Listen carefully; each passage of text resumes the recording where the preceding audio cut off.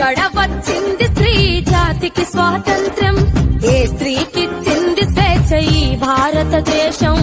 ఎక్కడ వచ్చింది స్త్రీ జాతికి స్వాతంత్ర్యం?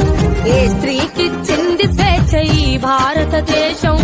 అడుగడుగున మంటలు పెడుతున్న చరితము, అత్యాచారాలకు అవుతుంది నిలయము.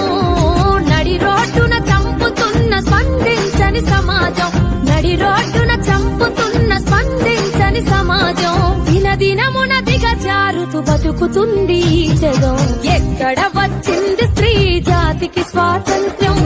ఏ స్త్రీకిచ్చింది స్వేచ్ఛ ఈ భారతదేశం?